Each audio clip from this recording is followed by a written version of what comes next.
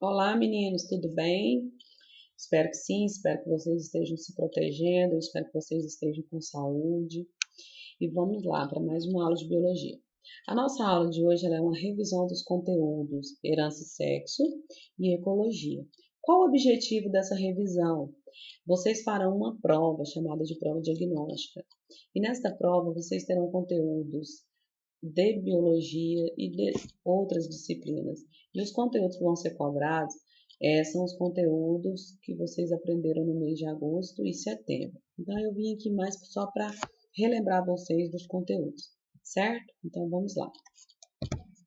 Bom, a herança do sexo da espécie humana envolve os cromossomos chamados de cromossomos sexuais. Esses cromossomos eles estão presentes em homens e mulheres, só que de forma diferente, né? No sexo masculino, eles terão os 44 cromossomos autossomos, que são os cromossomos comuns em homens e mulheres, mais o par sexual, que no caso dos homens é X, Y. Já as meninas do sexo feminino, elas vão ter os 44 cromossomos comuns em homens e mulheres, mais o par sexual, que é XX. O segundo X, o segundo cromossomo, ele pode ser chamado de cromatina sexual ou corpúsculo de Bar. Bom, o que distingue aí o sexo masculino do feminino se tratando dos pares de cromossomos? Bom, existe uma região, que é uma região acima do centro do cromossomo, que é chamada de região homóloga, quer dizer, é uma região compatível entre homens e mulheres.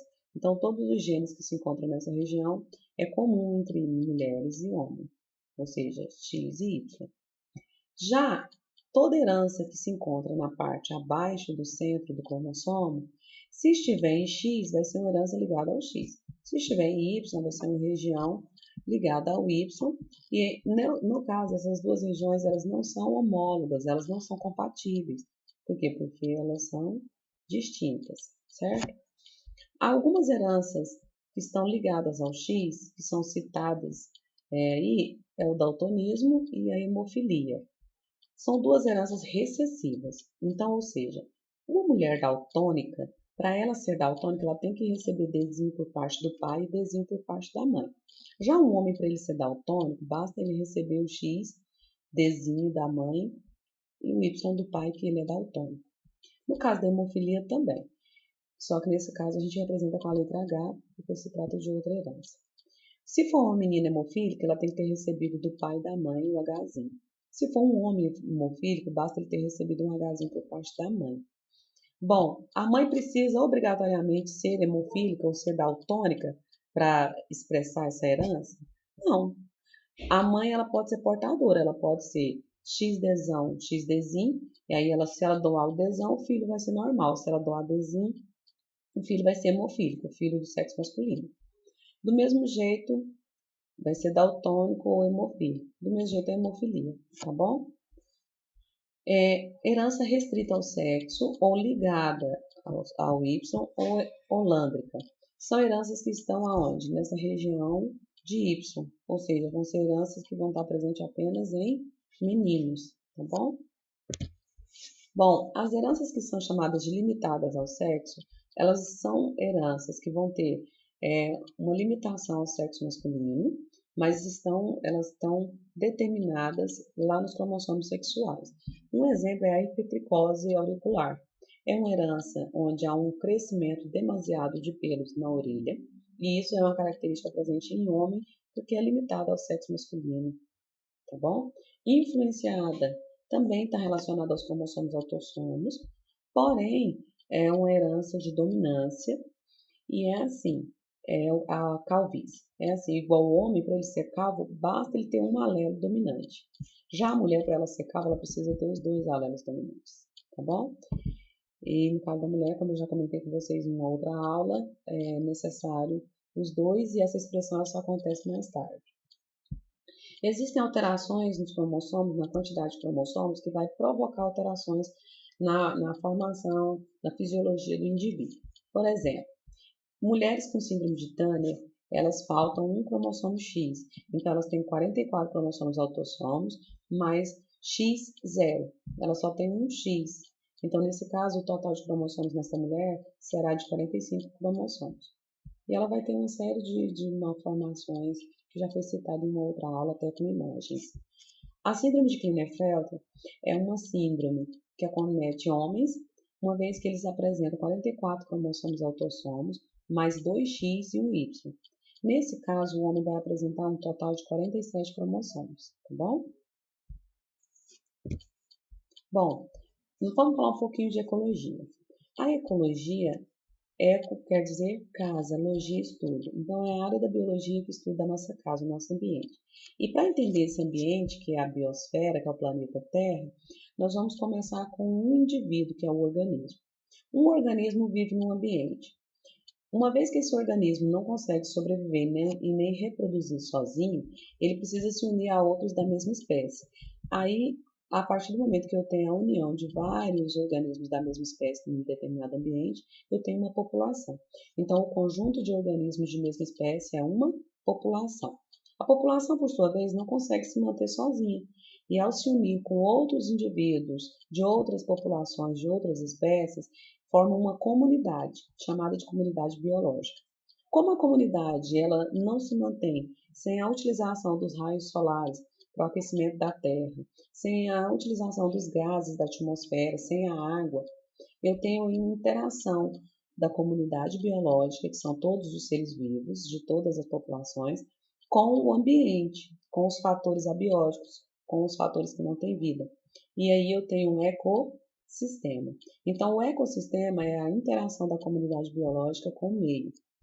Como no ambiente eu tenho vários exemplos de ecossistema, eu tenho aí uma biosfera. Então, a biosfera é o conjunto dos ecossistemas da Terra. O ecossistema ele é formado pela comunidade biológica mais o ambiente.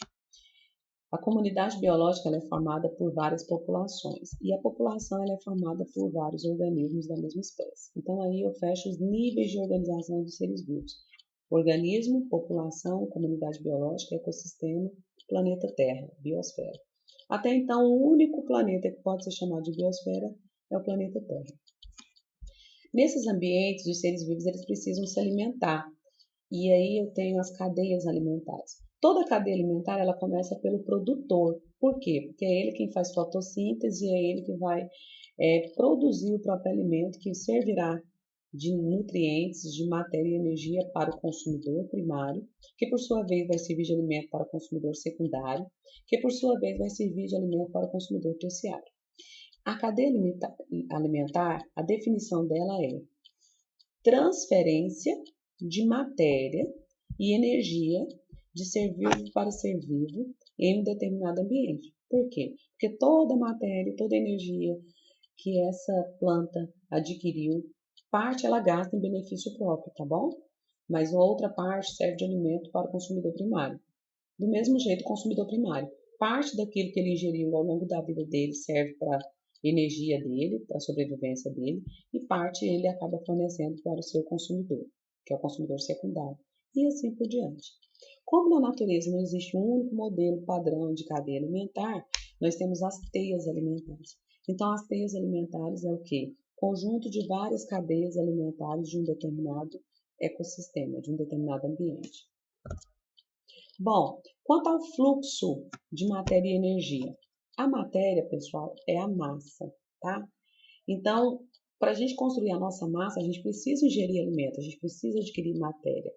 E para a gente ter metabolismo, respiração, reprodução, para a gente ter força para poder desempenhar as nossas atividades na natureza, a gente precisa ter energia. Então, a gente adquire matéria e energia através dos alimentos. E aí ocorre um fluxo, ou seja, essa matéria e essa energia ela vai sendo passada de geração a geração. Então, isso é um fluxo. E no caso da matéria, ela é um fluxo que cíclico. Por que cíclico? A planta produz os nutrientes. Para que elas produzam esses nutrientes, elas dependem de vários elementos. Um deles é a matéria mineral presente no solo: potássio, cálcio, ferro, iodo e assim vai, né? São vários minerais. Aí a planta faz o alimento. Uma vez que ela serve de alimento para o consumidor primário, ela transfere para esse consumidor sua matéria. E aí essa matéria orgânica presente aí na natureza serve de alimento para vários seres vivos. Quando esses seres vivos morrem, quando defecam, ou quando urinam no ambiente antes da sua morte, lógico, ele devolve para o ambiente esses elementos químicos. Quem decompõe, quem degrada esses elementos são bactérias e fungos, que são seres decompositores. Uma vez que eles conseguem degradar essa matéria, eles devolvem para o ambiente essa matéria na forma mineral, reiniciando o ciclo da matéria. Então a matéria ela é cíclica, tá bom? Então ela é cíclica. Já a energia, ela é decrescente, por quê? Porque eu alimento e eu gasto energia, né? Tanto que ela é decrescente, que se você, não é uma vez que você se alimenta, você tem que alimentar-se todos os dias para estar repondo essa energia que você vai perdendo ao longo do dia, ao longo da sua vida. Então, a energia, ela é decrescente, ela não é cumulativa, tá bom? E ela sai em uma única direção. Bom, para representar essa energia, essa matéria e o número de indivíduos envolvidos, existem as pirâmides ecológicas. As pirâmides ecológicas são representações gráficas feitas a partir de retângulos e a dimensão, o tamanho do retângulo, ele vai de acordo com a proporção. Então, quanto maior o retângulo, maior proporção nutritiva, maior proporção de matéria ou de energia. Então, são três tipos de pirâmide ecológica. Nós temos a pirâmide de energia, que vai estar informando a quantidade de energia de um indivíduo para o outro. A pirâmide de número, que vai estar informando o número de indivíduos necessários para servir de alimento de um ser vivo para o outro. E a pirâmide de biomassa ou de matéria, que vai estar informando a quantidade de biomassa que está sendo passada de organismo para organismo, tá bom? Dicas, né? Informações importantes. A pirâmide de energia, ela nunca é invertida. O que é um invertido, professora? Ela nunca será assim, ou seja, menor quantidade produtor, maior quantidade consumidor. A base da pirâmide é o produtor. Numa pirâmide de energia, quem é que produz? Não é o produtor? Então, ele produz 100%. Parte desse 100% o produtor consome e parte serve de alimento para o consumidor primário. Então, o consumidor primário, ele pega apenas uma parte, ele não pega o total, ele não pega o todo. Então, logo vai o quê? Diminuindo de servir para servir. Então, ela sempre vai ser o quê? Ela sempre vai ser diminuindo, porque o tamanho da pirâmide, o tamanho do retângulo vai estar representando a quantidade de energia. Então, se a energia vai diminuindo, a tendência é que que o retângulo diminua também nessa condição, na quantidade de energia. A de número, ela pode ser direta ou ela pode ser invertida. Por quê? Porque ela vai depender do número de indivíduos envolvidos. Aqui são várias gramíneas para servir de alimento para várias formigas e várias formigas servem de alimento para apenas um tamanduá. E um tamanduá serve de alimento para um felino aí, né? Uma jaguatirica. Então, ou seja, ela pode seguir esse nível de diminuição, ou uma árvore pode nutrir vários indivíduos, centenas de cupins. Então, ou seja, começa pequena, uma árvore só, e vai aumentando. Então, ela pode ser direta, quando é em ordem decrescente, ou ela pode ser invertida, tá bom? A biomassa, ela pode ser direta ou ela pode ser invertida, porque vai depender da quantidade de matéria necessária para nutrir o indivíduo, tá bom? Então, a dica é, a única que nunca pode ser invertida e é a mais importante é a de energia, certo? Bom, nós estudamos também as relações ecológicas. As relações ecológicas, elas podem ser interespecíficas ou intraespecíficas. Qual que é a diferença? As interespecíficas são aquelas que ocorrem entre indivíduos de espécie diferente. E as intra, entre indivíduos da mesma espécie. Ambas podem ter relações harmônicas, que o próprio nome já está dizendo, são relações em que há harmonia entre os indivíduos, que ninguém é prejudicado. Ou desarmônica, quando há prejuízo para uma das partes ou para ambas as partes.